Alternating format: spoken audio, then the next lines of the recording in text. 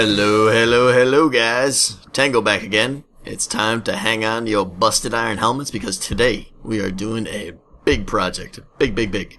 One that I am extremely excited about, as it's pretty much going to be one of the focal points of this series as we go forward.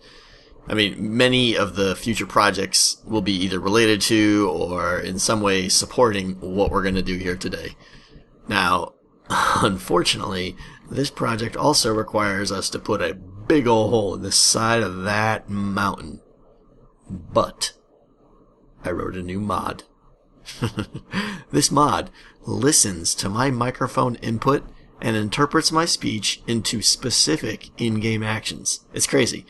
So far, I've only got one command set up, but check this out. Dig. Look at it tear up that tunnel. Dig. Amazing. Dig. And dig.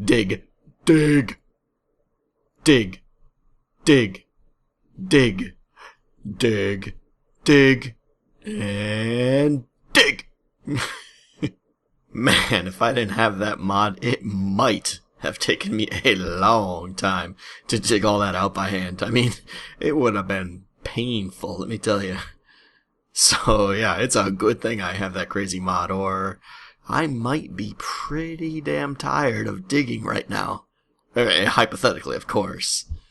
Oh, by the way, I should mention that I did start working on another voice command for the mod, but it doesn't work that well. It's still under development. It doesn't work all that well yet, but here goes. Be funny. Be funny.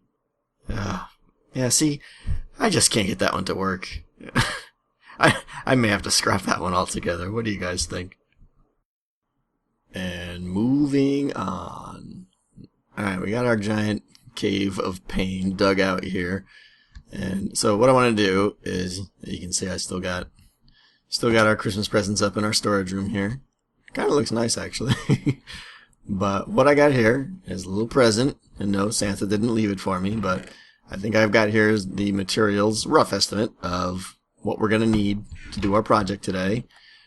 So what I'm going to do is it's going to be right here, obviously. What I'm going to do is start laying down some sandstone flooring and basically building the rough shape of what this is going to be.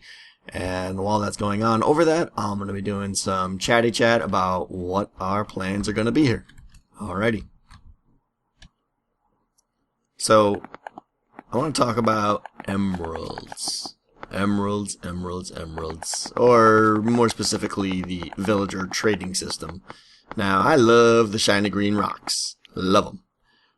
But when they originally put in the villager trading system, first of all, I was really excited. I was like, well, that's kind of cool. It's a new mechanic for us to play with and something to do with other new goals and things like that. But when I actually looked into the details and went to the wiki and saw the trades that were available, I was skeptical.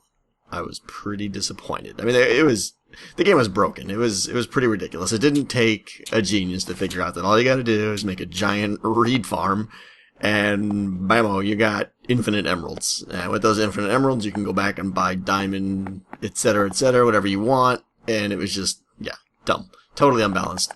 But they made another pass at it, and you know, I gotta say it's not bad now. It's not bad. You know, I'm talking how easy it is to acquire emeralds from them, of course. I'm not talking about the trades they offer. We all know most of those are still just downright insane, but so be it, that's fine.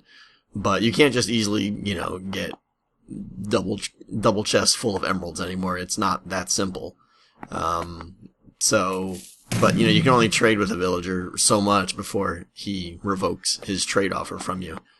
But we like the shiny green rocks here. We want to get lots of them, lots. So many, in fact, that one of the primary goals I'm gonna set for this series going forward is to acquire as many emeralds as humanly possible. I'm talking stupid amounts of emeralds. You know, I'm talking we're gonna be decorating with emerald blocks just for kicks. And I don't, you know, my goal is I'm not planning on making a strip mine. I really don't want to go caving anymore for diamonds at all. You know, my goal is to acquire all of our diamond tools, all of our diamond weapons, and all of our diamond armor from the merchants, from trades, with the emeralds that we get from them. Now, you might be thinking to yourself, Tango, how you gonna get so many emeralds? How you say? Volume. That's right. You know that villager spawner we made recently? Well, we're gonna put it to really good use now. So, as that thing spits out new villagers, we're gonna just be trading with these guys. We're gonna trade until they won't trade anymore. And when that happens, well, we're just going to kill them off and wait for more to be made. So what we're going to have is a revolving door of villagers that are constantly offering new trades for our evaluation. So, what we're working on today, and what I'm doing the flooring for right now, is what I'm going to be calling the Merchant Hall. This is where all of our happy little villagers are going to come to offer us their goods. And if I like the trades, well, I will happily do business with them. Now, occasionally, as you may know, some of their trades aren't exactly appealing. So in this case, I'm simply going to press a button, and they will be ejected to a very, very sad place. And another villager will automatically take their place. Does that kind of make sense? Let me show you what I mean. Okay, so coming out of the storage room up the stairs, this is obviously going to be our first attachment to our outer ring. Kind of excited about that. So you enter the Merchant Hall area, and immediately you got a left and a right. Now these technically have absolutely nothing to do with Merchant Hall. I'm just kind of reserving the area now and kind of, placeholder for how I would want it to look. So, eventually I may want to put something over there or, something over there. And I don't want to have to try and put an entrance on the curved portion of the ring if I don't want to. So this is just kind of reserving a nice access point for me, and I kind of like the way it turns out. Moving in here, then, you can obviously see I got quite a few double chests, again following the same pattern that I followed in the main storage room. What these chests are going to be for is the bulk storage of the goods that I'm going to be trading to the villagers to get the emeralds. Those include wheat, paper, all the raw meats, wool, iron ingots, books, coal and charcoal, and then to some extent gold ingots and written books. The last two are ones I'm not sure I'm really going to focus on that much. And these are pretty much in order of how I see myself doing the trades. Wheat and paper are going to be the big ones. The meats, I plan on having tons of meats, etc. down the line. Coal, not too sure because it is kind of limited unless I get some way to mass produce charcoal eventually, but we'll see. But anyways, this is the storage. So, I'll basically find a villager, see what he's got. If I like his trade, I'll come over here, grab, a whole ton of whatever he's looking for, make the trade, done deal. So entering in here, obviously it's nowhere near done, but this is going to be the main merchant hall area. The idea is that all around the perimeter of this room are going to be villagers that are standing in cells that they can't move from but are still easily accessible. And I'll be able to evaluate all of their trades at my convenience. And you'll see there's this kind of repeating pattern here. So this whole design, I should note, is really modular. You can have as many of these. So each one of these little things right here, I'll call one component. You can have as many of those components as you want, and you could shape them in any way you want, which become a little bit more clear once I get into how this is made. The other thing I should mention as kind of a side point is I did play with this design in creative mode for quite a while. So, and I'm glad I did, quite honestly, because I was there for many hours before I was happy with how it's going to turn out. So, what you're going to see is I'm not making it up on the fly. It is. I did prototype it, and I know how it's going to work, but I'm guessing I'll still run into some problems. We'll see.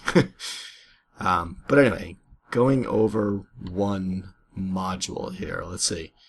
The idea here is that, well, just taking a step back, the way this is going to work is all above me around the ring. So, but if this is the outer ring, all above that is going to be a water canal.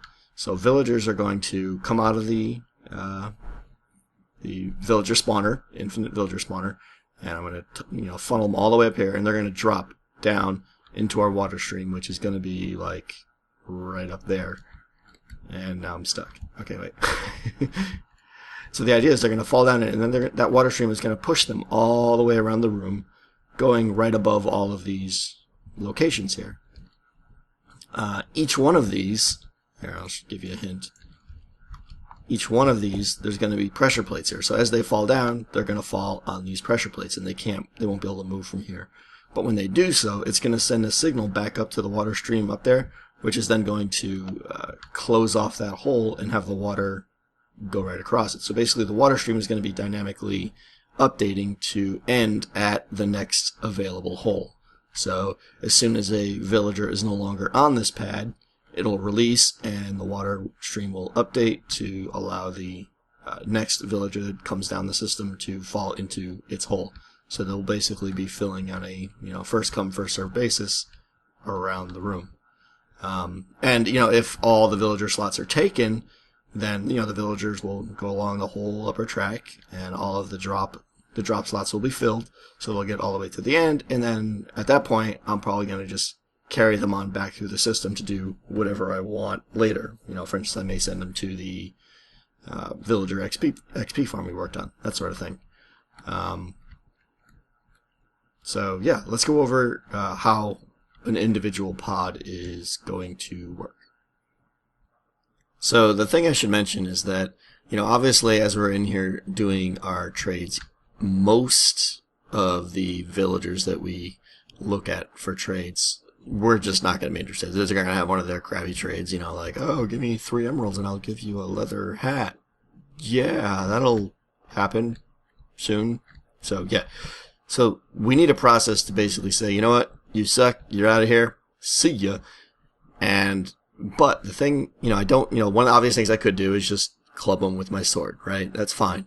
But there's a couple issues that. First, obviously, it's going to put a lot of durability on my sword if I'm coming through here killing 20 villagers every time.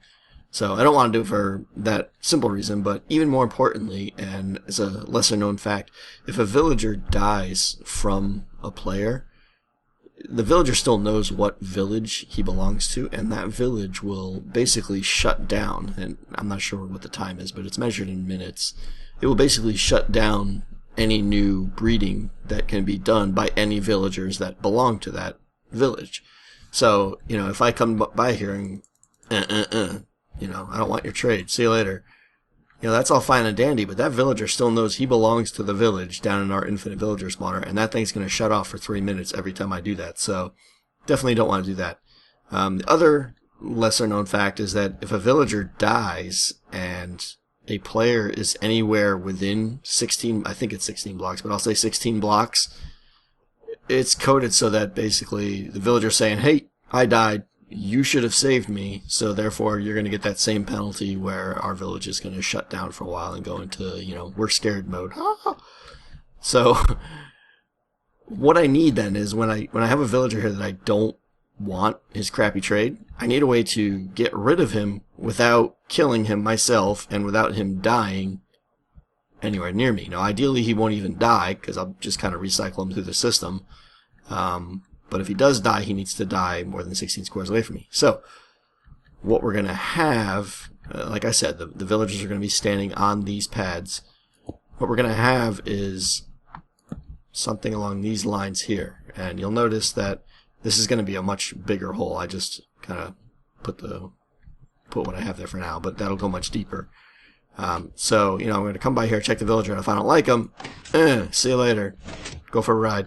He's in the hole. Now, I didn't kill him, that, technically that could be like a 20-foot or a 20-block drop into a pool of lava or something, but that's, a little unnecessary.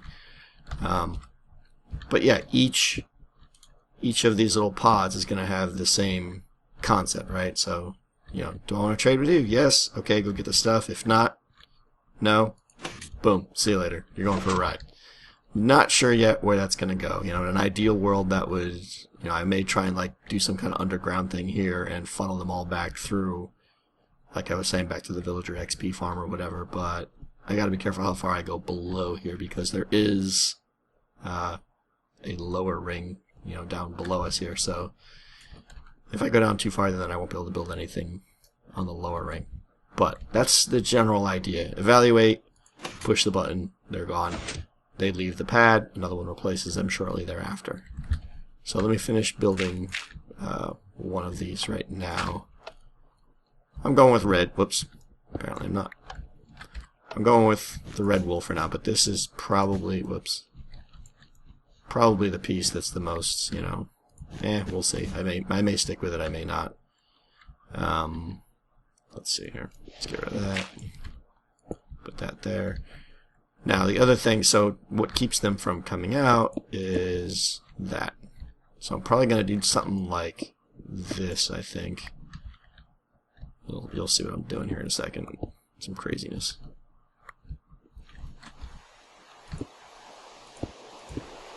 Man, it is constantly raining here. Stop. So I'm probably going to do something like that. So once the villager's in there, they're obviously not going to willingly drop down in the hole because it'll be too far of a drop wherever it goes. They can't go back, they can't go sideways. They won't be able to come out because I'm going to have some stairs, I think. Let's see here.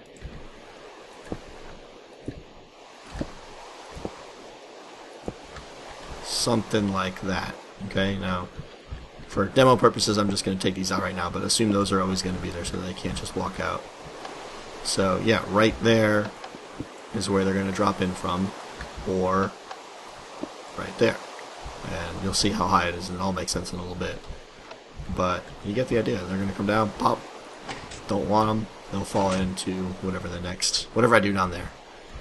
So yeah, that's basically it. So what I'm going to do is do this design here and get it the way I actually want it to look for all the pods. And I'll be back with you in a second. Alright, we're all done. We got all of our little components in. Looking pretty good. I like the design. I may stick with the red. Like I mentioned before, I'm a fan of red. So yeah, I got little fence posts in the corner here. I may eventually swap those out with nether brick fences. I like the way nether brick fences look on stone for some reason. As far as all these torches in the middle of the room, obviously just ignore them. We're eventually going to have probably some kind of floor lamp design or something like that. There's no way I'm going to have freestanding torches in the middle of the room. But yeah, that's kind of the basic bottom level. Each one of these got 2 pistons, 2 pressure pads, and the hole, and push the button, and there you go. So next, I think, just heard a mob drop. Maybe not. You can't really get in here that easily anyways. I'm probably going to get creepered. Next, I want to go over a little bit about how the water supply, or the water stream, is going to work. So, up top here now, and I'm probably going to have to carve out another another level above us here. There's probably not going to be enough room. But I think the water is going to drop right there. So the water source start there and push this way, and these, like this block there and that block there, are eventually going to be on sticky pistons, which are going to be what opens and closes, allowing the water to either flow across or stop there. So let's see. Yeah, the other goal I had in mind is I thought it would be cool if while you're down here you could actually see the villagers kind of riding the water track along. But I don't want to see big water streams in me, so I want to get it just right. But I thought it'd be cool to kind of, see when the next villager's coming and actually watch him drop into the next available drop slot. So what I think, let me see more blocks. Figures I'm out. Grr. All right, let me get some more blocks. Be right back. All right, we're back. Let's do this. Let me get back up here, and so yeah, what I was saying, I think what I want to do is kind of leave it open so you can kind of see them. So the idea was that it'd be something like that. Let's see here. I'm making some of this up as I go here. Probably going to need that and that. And then, let's see, do I have any pressure plates left? Good. Since we're going to be looking from down there, you're not going to be able to, I don't want to put glass, so I think what we're going to do is just put pressure plates there. So that'll stop the water from flowing over, but you won't be able to see those, so it should look pretty cool. Let's see. I'm just kind of, I missed that one, but anyway. So you can really don't even notice the pressure plates. I mean, you kind of see them if you're looking for it, but it's going to look better than glass. And the reason I have to have solid pillars all the way up, it will become obvious once I start doing all the redstone work up there. But yeah, I might even have to do more, like go out something like that. We'll see. I'm going to try and maximize the window space so that you see the villagers as much as possible, but we'll see how it goes. So yeah, I think what I'm going to do now is go up there and start doing some redstone, because I'm not good at redstone and I don't want to do it on camera, but when I get something working, I will show you what I got. Hell, I forgot a part. Yeah, this. I'm going to need a ton of sticky pistons, and, well, yeah. So, looks like I'm going to the swamps. I think, let's see. I think there's one on the other side of this mountain. There's a big old swamp, so I'm going to wait till nighttime, head over there, and kill some slimes. Yeah. So, I'll be back in a little while after I come back with a stack or two of slimes. Good times.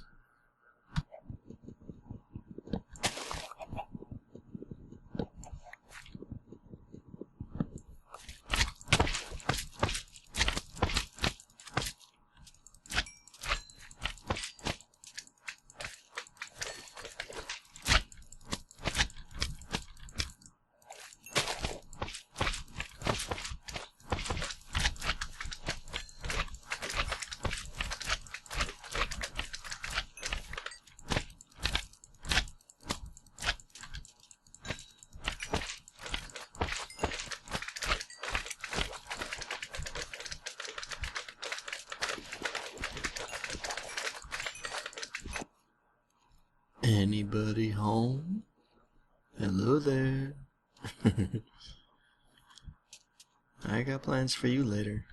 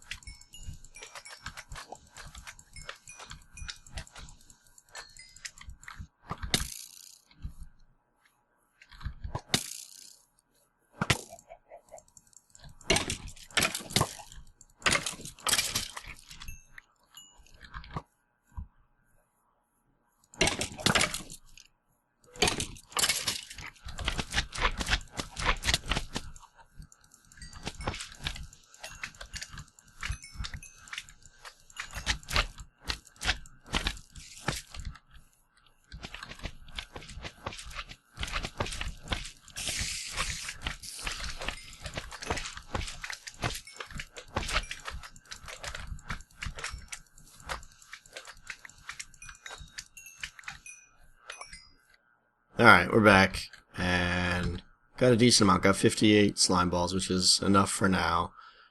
Picked up a couple reeds, found some pumpkins, as you saw, which is good. And I just made 40 more pistons, so... Whoops. Let's go ahead and convert those to slime. That should be enough for now. Store those there. Let's see. Yeah, we're running real low. I'm tearing through wood on this project, so I'm gonna probably have to go get some more wood after this. But all right, we're back in business. All right, we got our first villager toggle system working here, and I know it's kind of tight in here between the back wall, which is the spruce wood, and the presents are all in there. But everything you need for where each villager lands is lined up perfectly in that one block kind of column. So what we have here is, right down there is the block below where the pressure plate is. So the general idea is you got two sticky pistons that are always opposite of each other. So when no one is standing on the pressure pad, which is the case right now, that top piston extends and the bottom piston does not. And then when someone does stand on it, the bottom piston shoots out and the top piston retracts. So just going over the redstone here, again, there's probably a better way to do it. Pistons are very weird to me because what triggers them, or rather what powers them, seems to be just so inconsistent. So Redstone signal here, we got a power, or we got a torch here that's on by default, which means this is off, so that means this bottom one is not getting power. When that gets power, it'll toggle both these torches, that one turning on, which then powers that lower piston, which pushes it out.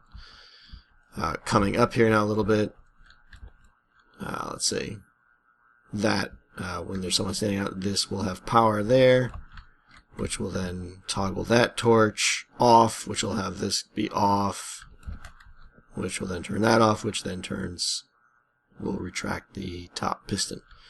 So jumping in here a little bit, the water source will be right there, and will be flowing on the level that I'm standing on here now. So the bottom piston has just a standard block, but the top piston has a fence gate, which actually has some unique properties as far as I know, where it'll block water, but when it's open, it has absolutely zero collision volume. So I think it's pretty much the only piece we can use here. I'm pretty happy with how that turned out.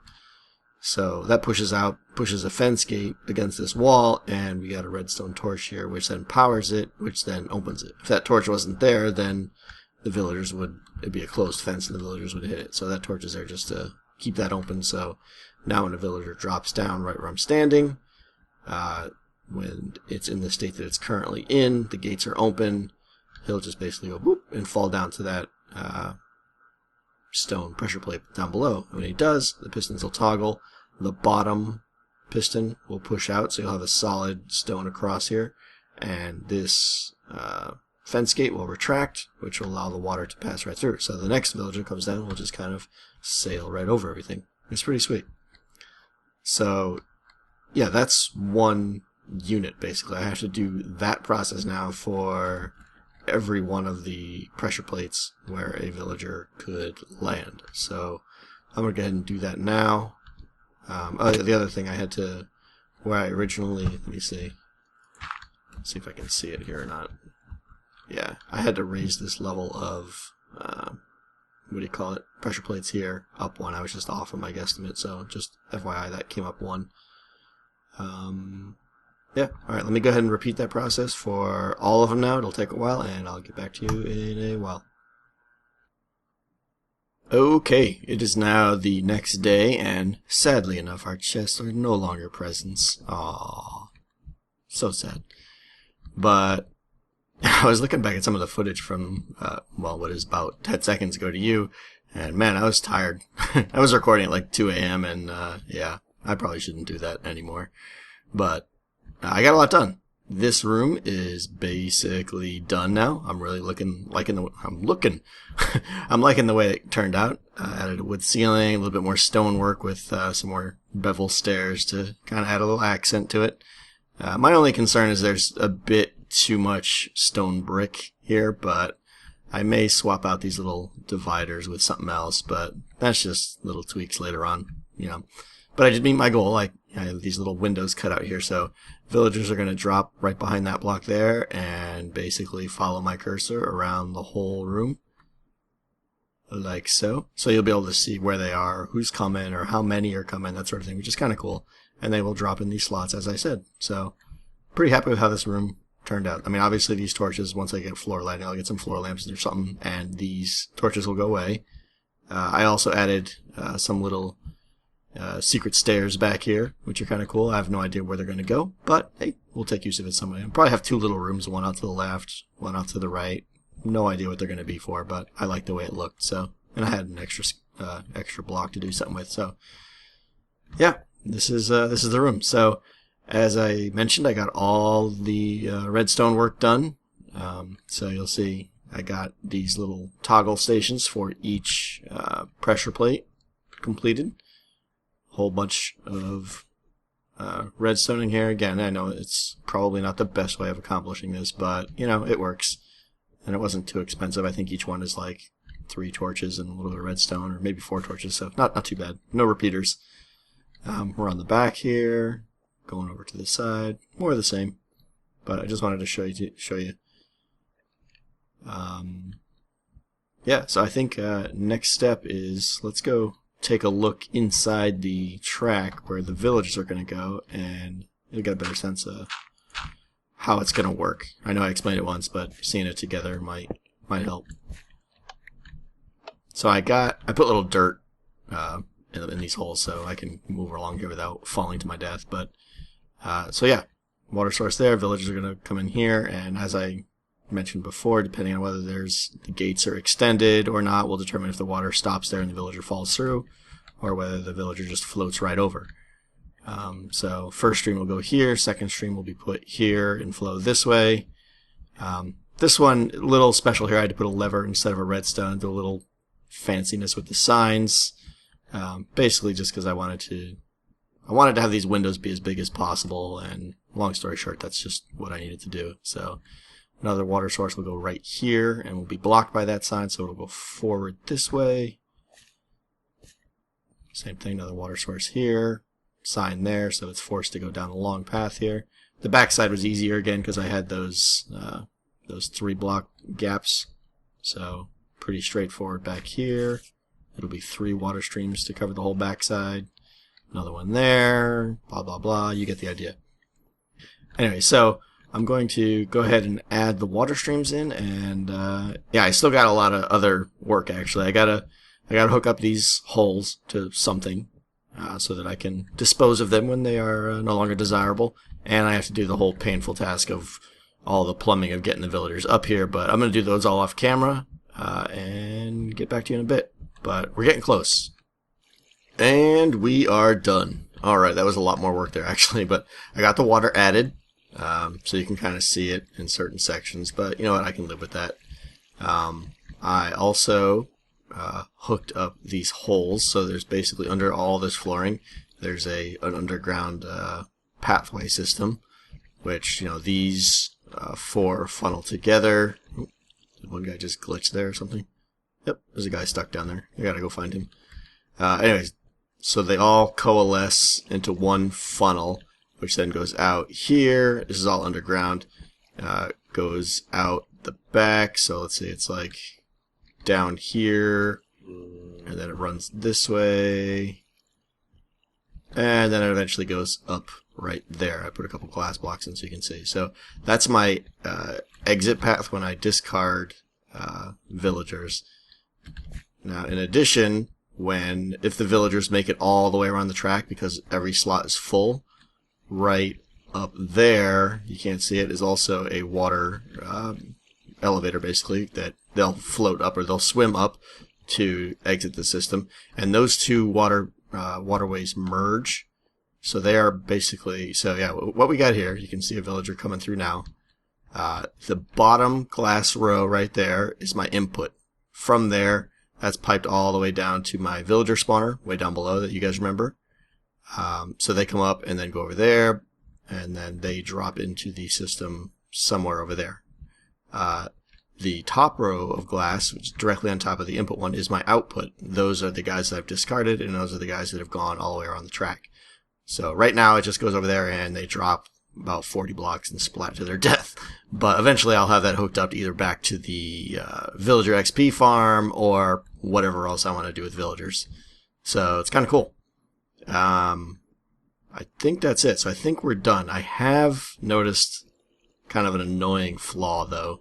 Right now I got the input system blocked. I'll unblock it in a second and then we'll watch it fill up. But one of the things that's really annoying is when villagers are in here and you hit this, I'd say it's probably more than half the time the pistons don't actually push the villagers off.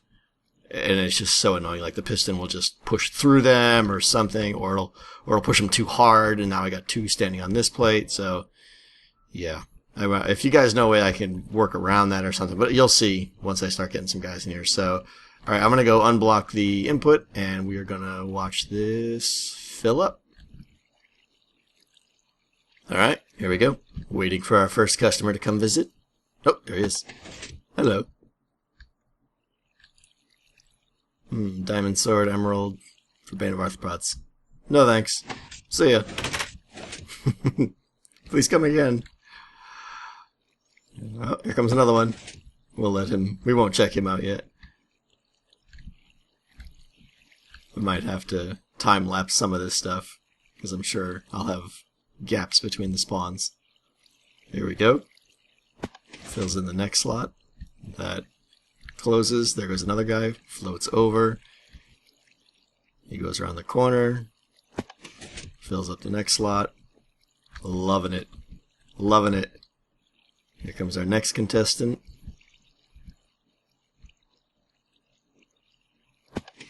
There he goes. I don't know about you guys, but this is just so cool.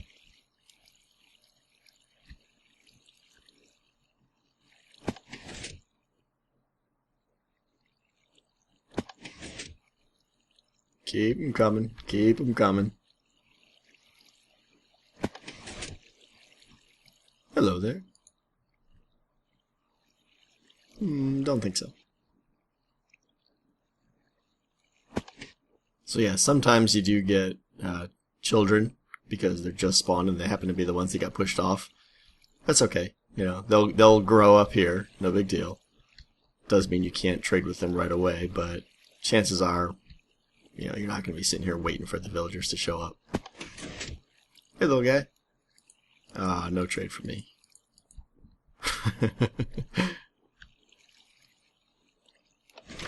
Oh. That was weird. That guy just walked off for some reason. He shouldn't have done that. But anyway, you see how it opened up and he took his slot right away. You know, I can push, you know, I can just kill this guy if I want. Yeah, see you later. Ain't got time for you. And the next guy that comes down will fill his spot.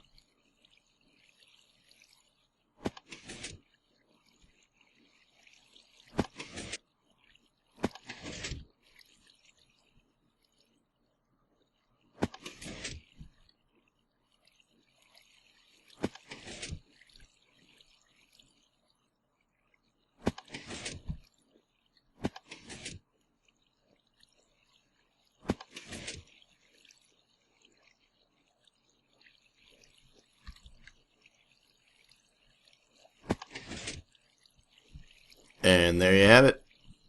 Merchant Hall is filled up with merchants. Some may be good, some not so good. It is for us to decide. Let's see what some of our contestants have to offer today. Oh, see, that's exactly case in point. That's the kind of trade I'm going to be going for. Yeah, 13 emeralds is steep, but diamond swords, baby. Diamond swords. You, I'm a fan of you right there. You stick around. Yeah, you're crazy. We're done with you. Get out of here. You. Books. Man, maybe. I might be able to get a lot of books, but I think paper's more efficient, so for now, see you later.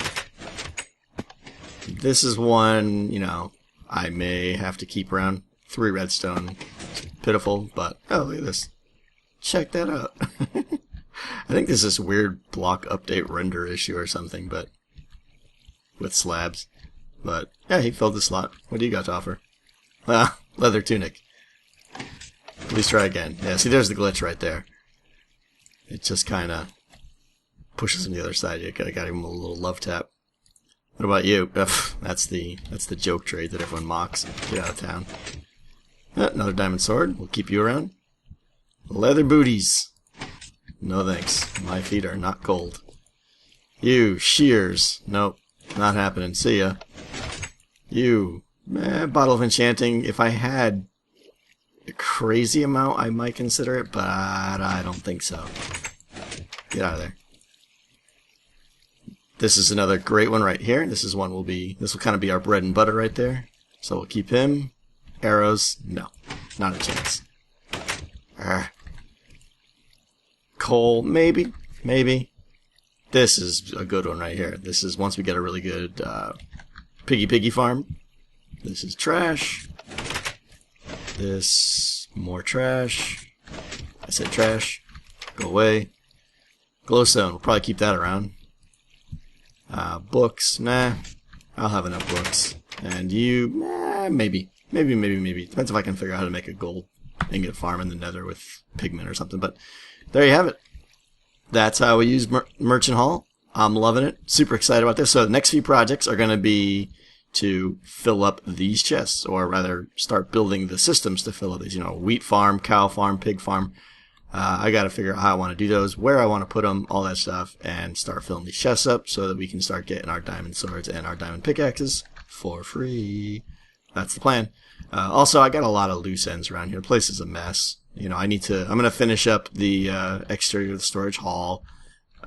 Probably, this is all going to be closed up, and even these tubes may be temporary. I don't know. I may leave them there, it depends, but this wall here is basically going to go all the way around. There's probably going to be a roof, so you won't even see that stuff, even if I decide to leave it there. But probably going to fill up the roof here, because I keep getting, you know, zombies and creepers dropping on my head.